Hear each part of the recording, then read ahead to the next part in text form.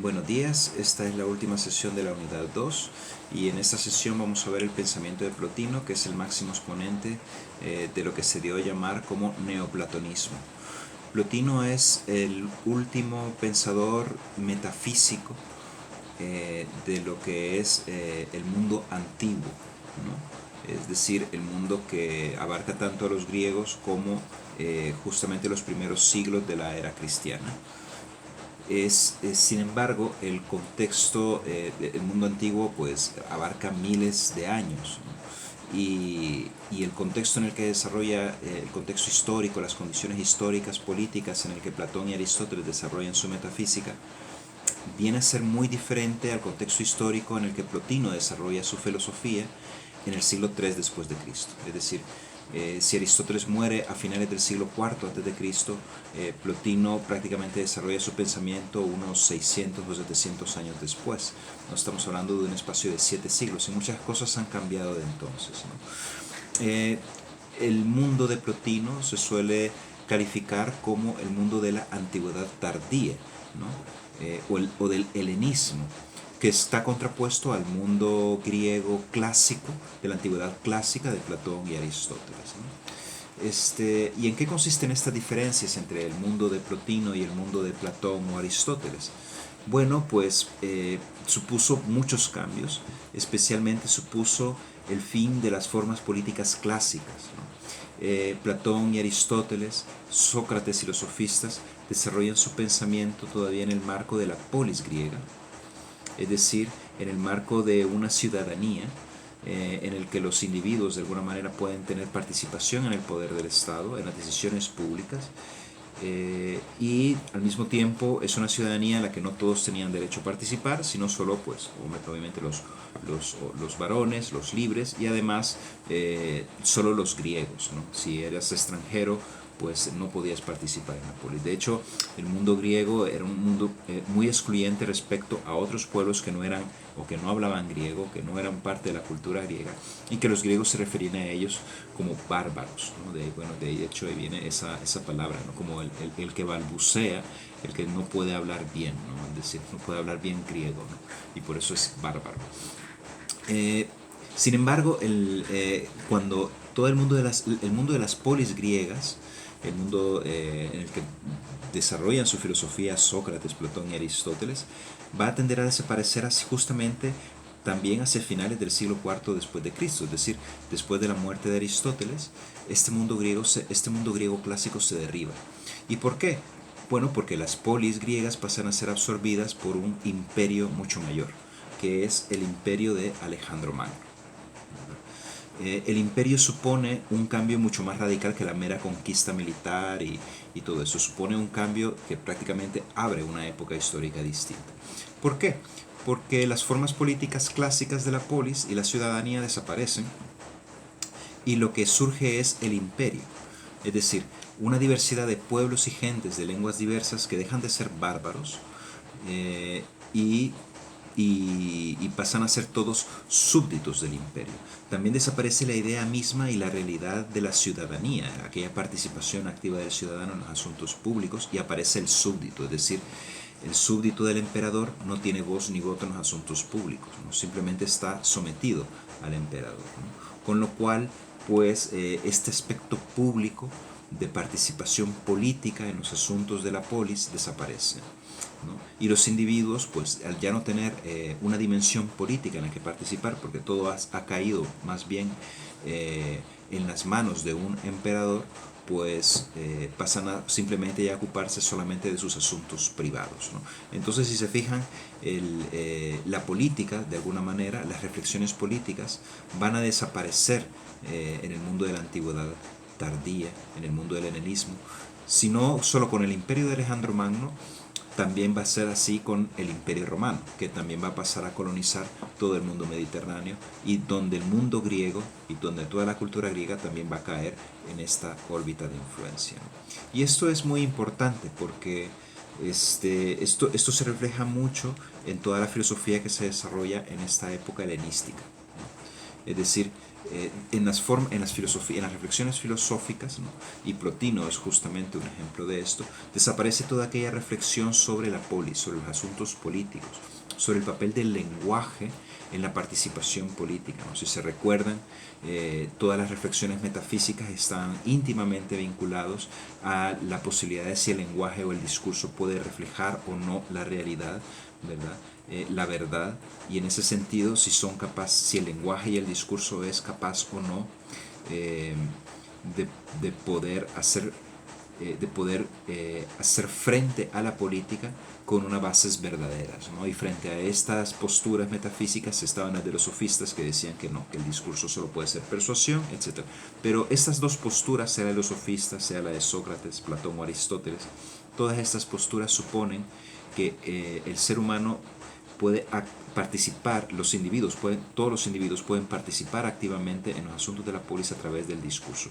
Esto en el mundo helenístico desaparece y la filosofía ya deja de ocuparse de las cuestiones políticas o de la retórica, etc., ¿no? ¿Y cuál va a ser entonces la preocupación de las filosofías de la época helenística? Pues va a ser más bien cuestiones de tipo ética, es decir, cómo vivir feliz, cómo vivir bien, cómo conseguir la felicidad, y todas las reflexiones prácticas de la filosofía van a estar orientadas a la vida individual y ya no en la vida política. Justamente ha desaparecido la polis, el súbdito, la única libertad es hacia su vida interior, hacia su vida cotidiana, y por tanto los problemas va a ser si es posible vivir feliz, ¿no?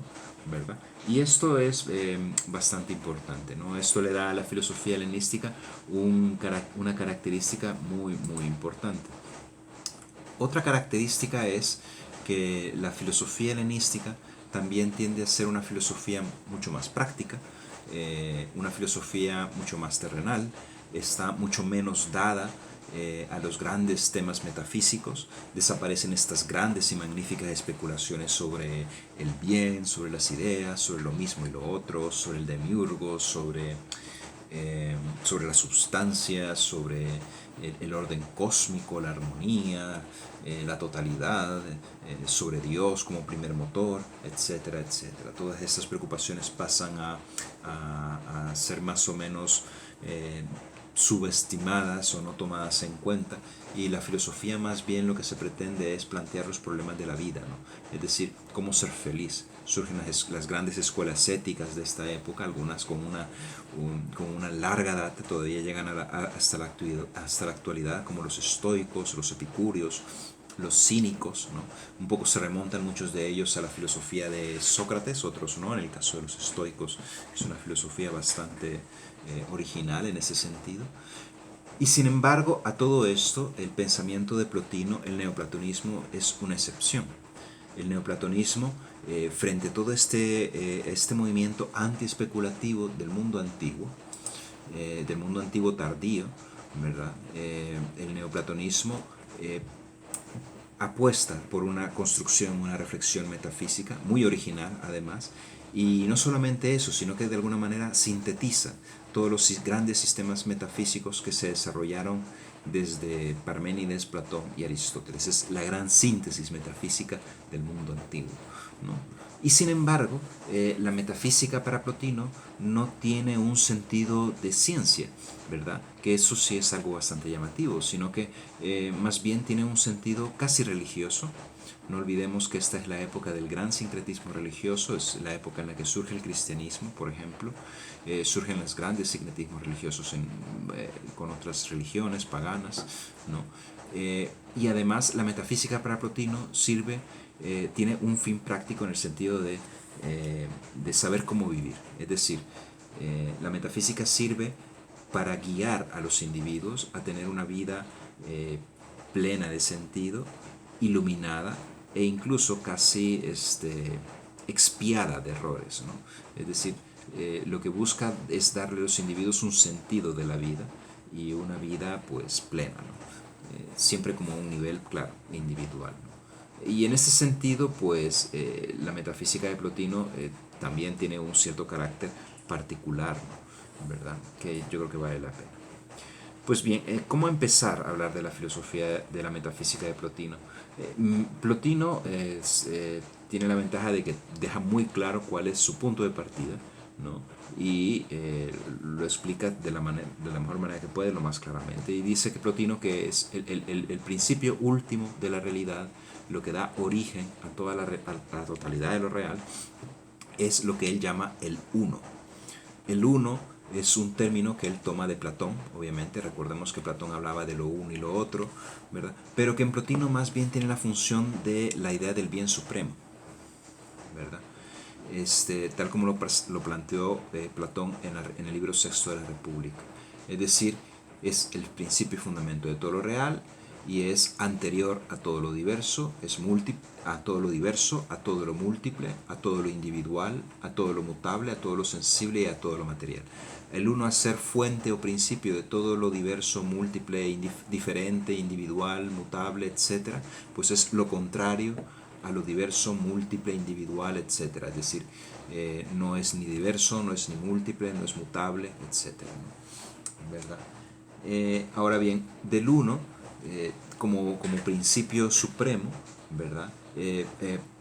Plotino dice que es perfectísimo y sobreabundante, como una especie de manantial que nunca se termina nunca termina de emanar, ¿no? ¿Verdad? Y de esta perfección y sobreabundante, justamente al estar rebalsando constantemente, va creándose todo lo existente, ¿no? Es decir, el uno es fuente de todo lo existente y de todo lo diverso, múltiple, material y sensible en la medida en que se va rebalsando constantemente, porque es sobreabundante, ¿no?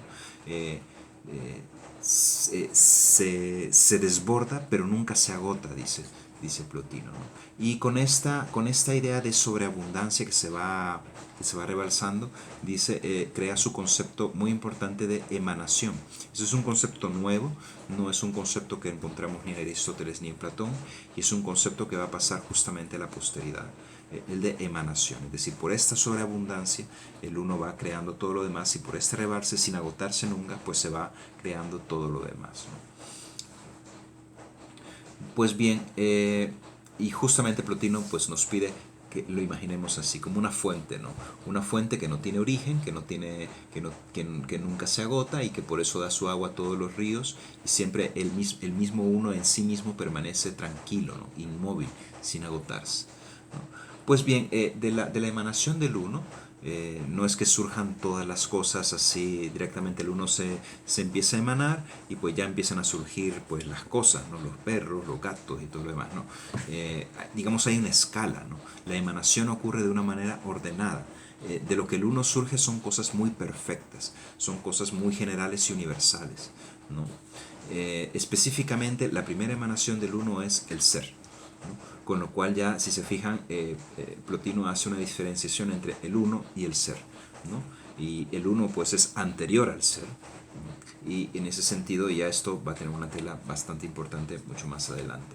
Y esta primera emanación y las subsiguientes emanaciones, ¿verdad? Son como una especie de pequeños estanques que se van haciendo a medida en que el uno se va rebalsando, ¿no? Sus pequeños estanques en etapas. Plotino lo llama hipóstasis. Son como las etapas en las cuales el uno se va desbordando gradualmente, ¿no? Y la primera hipóstasis, el primer fruto de esta emanación del uno es el ser, ¿no? Y con el ser surge la dualidad, es decir, con el ser surge la inteligencia, ¿no? Una especie de inteligencia, por decirlo así, universal, ¿no?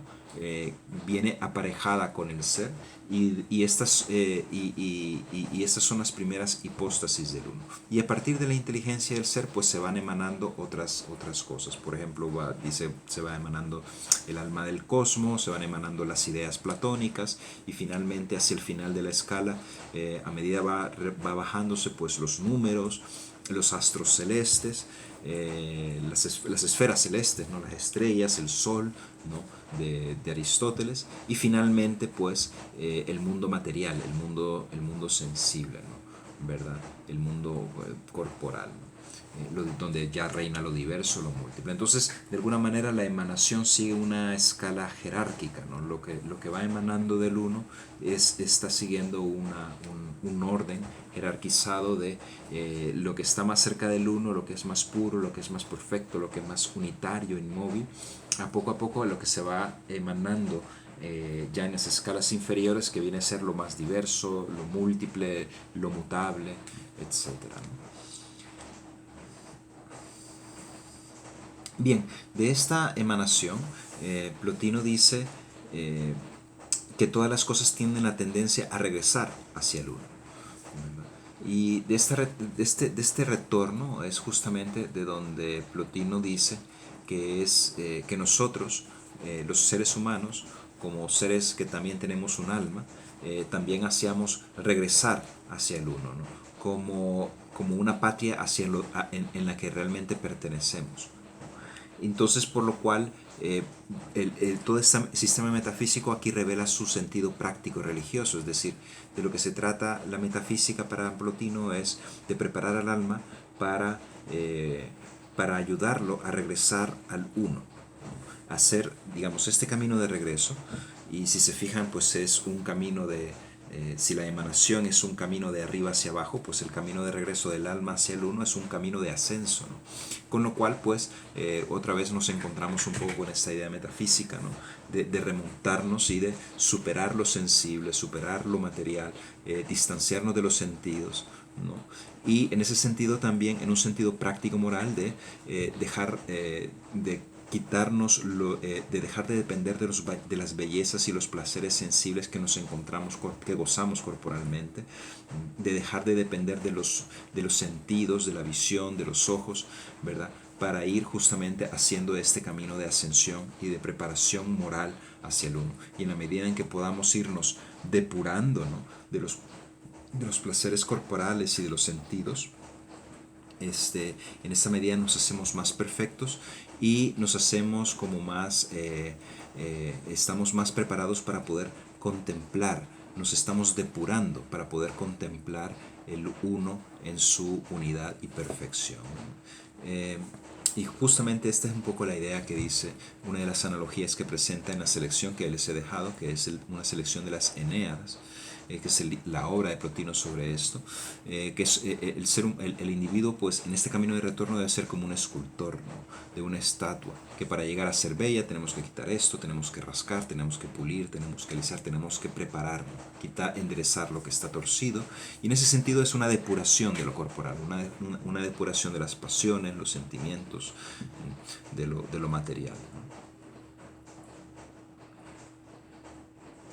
Bien, la cuestión es que en la medida en que estamos ascendiendo, ¿no? Y estamos haciendo una depuración de todo lo material, eh, esta ascensión tiene un poco el sentido de irnos quedando solo con un pensamiento, como ustedes saben, que es lógico, ¿no? Que es un pensar puro que no depende de los sentidos, ¿no? Y en ese sentido es un pensar que puede de alguna manera acceder a las estructuras más universales del ser y la realidad.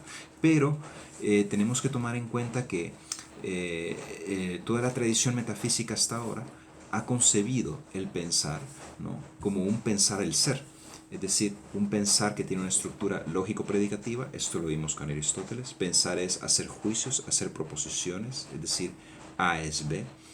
Tiene una estructura de sujeto-predicado, ¿no? El pensar el ser de las cosas como ser algo, ¿no? El pensar lo que piensa es lo que son las cosas, lo que es la cosa, la esencia de las cosas. Y por tanto, digamos, este ascenso, en este camino de retorno hacia el uno, el pensar, sin embargo, no es capaz de llegar hasta el uno mismo, sino que solo puede llegar hasta la primera hipóstasis del uno, que es el ser, ¿no? Efectivamente es como el último escalón al que puede llegar nuestra inteligencia, porque justamente nuestro intelecto humano particular es un intelecto que solo, aunque sea un pensar puro, solo puede pensar el ser de las cosas, pero resulta que el ser no es el uno, ¿verdad? El ser es un vástago del uno, el ser es una hipóstasis del uno, pero no es el uno, es la primera emanación del uno, con lo cual siempre queda por dar un paso más hacia allá, ¿no? Y esto es lo que le da a Plotino tal vez ya Plotino mismo dice y nos hace ver esto, y esto es lo que nos hace pensar que Plotino aquí de alguna manera ya parece que ya no está pensando tanto en una ascensión metafísica, ¿verdad? Porque justamente el pensar puro no puede hacernos remontar hasta este principio y fundamento último, ¿no? ¿Verdad? Con lo cual, y Plotino lo que hace es invitarnos a dejar el intelecto, ¿verdad? Una vez hemos llegado a alcanzar el ser como la primera hipótesis del uno, tenemos que de nuevo desprendernos de la última impureza que todavía vamos arrastrando, que es el intelecto, el pensamiento lógico, ¿no?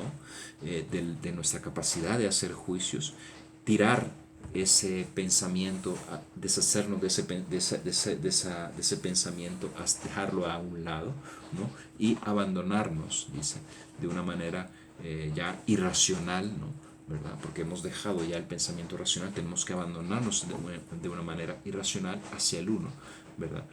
Porque el uno justamente consiste en algo que está más allá de la razón, está más allá del ser y por tanto está más allá del pensar, ¿no? Y aquí pues esto es lo que hace, digamos, a Plotino un pensador que ha trascendido, ¿no? En la historia de la filosofía, justamente es por eso, ¿no?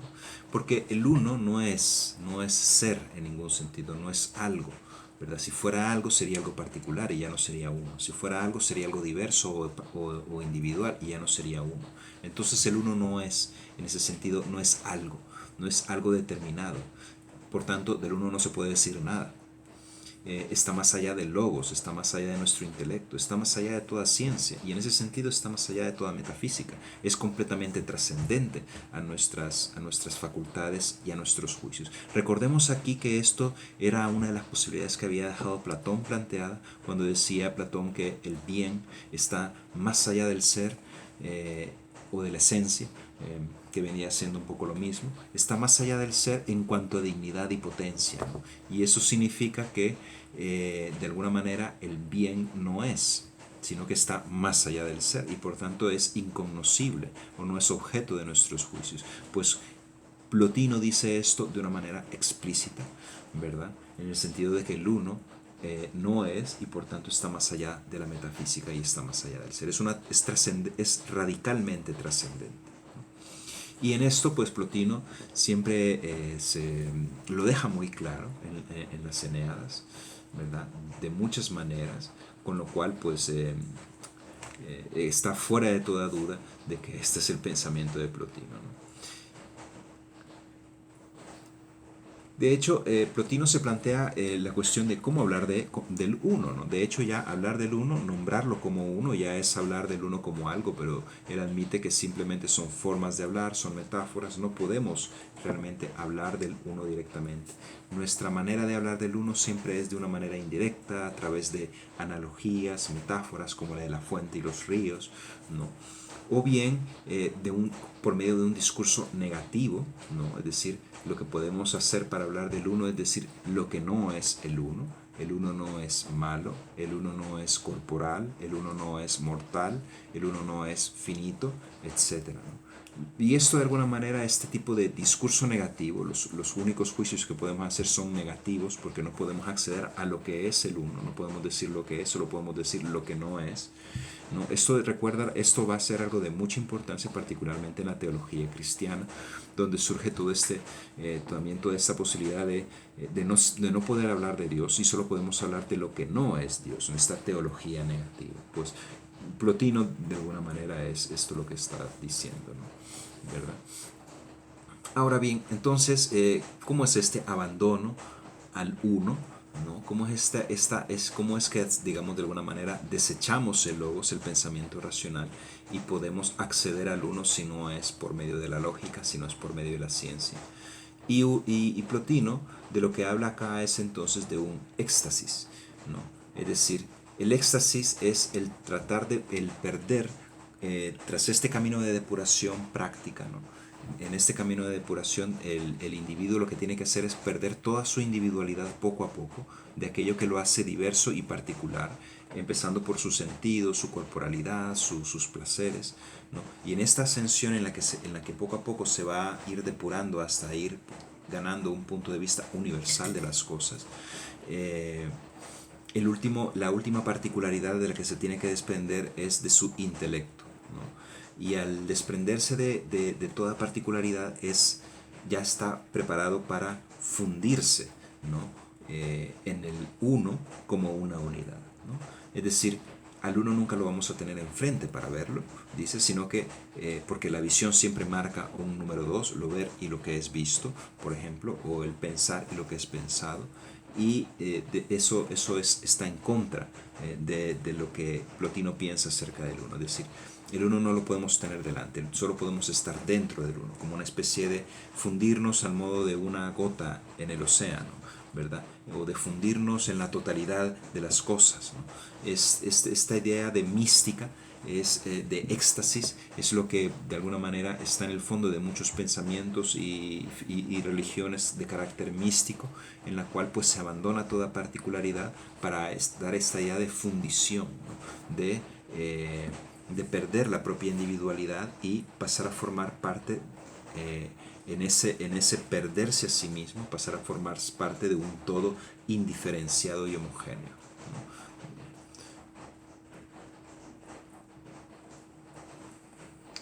Bien, dado que esta es, digamos, el pensamiento de Plotino, pues podríamos pensar varias cosas sobre esto. Primero, que el pensamiento de Plotino es un pensamiento que de alguna manera desarrolla una metafísica específicamente, ¿no? Eh, y sin embargo, al mismo tiempo parece que al desarrollar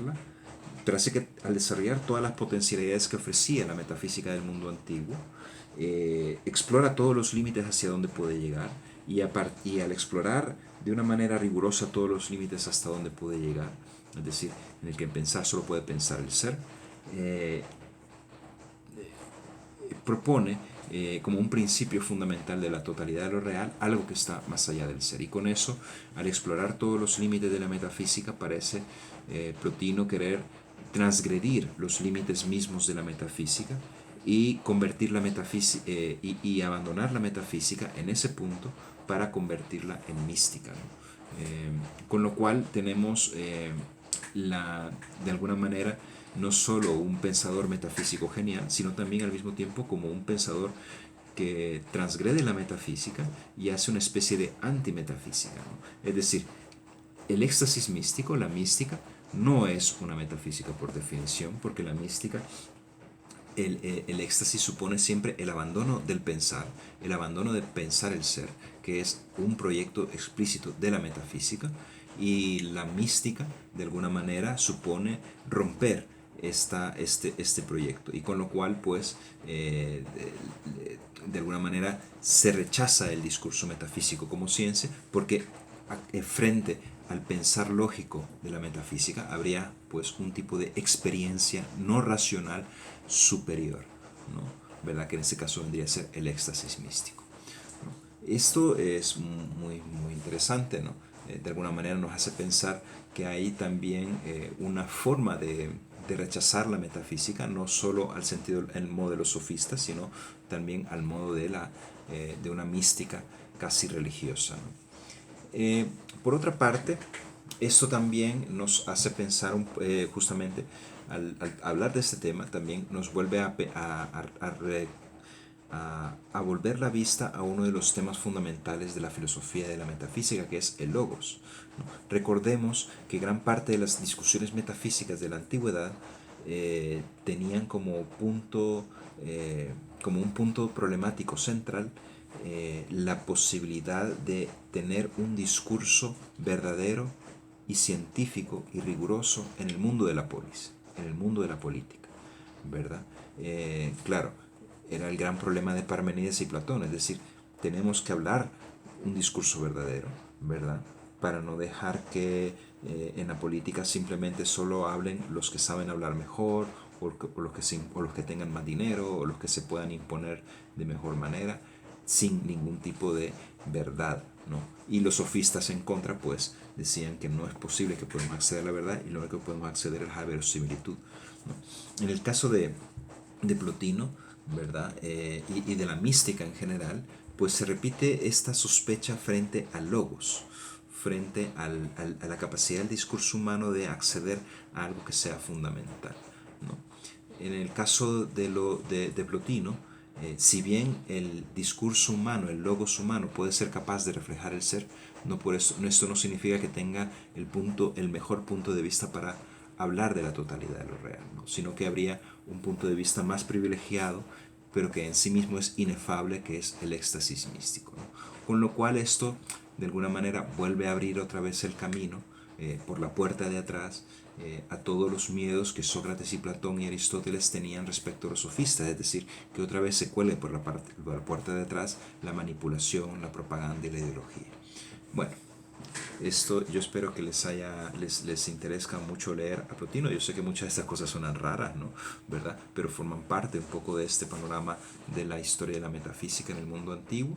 Y para la siguiente unidad vamos a hacer una introducción sobre el pensamiento, sobre el contexto, el mundo medieval, que ha cambiado mucho de respecto a la antigüedad, y vamos a hablar un poco de las novedades de estos cambios y vamos a vamos a centrarnos en dos grandes pensadores medievales escolásticos que son Tomás de Aquino y Guillermo de Ockham.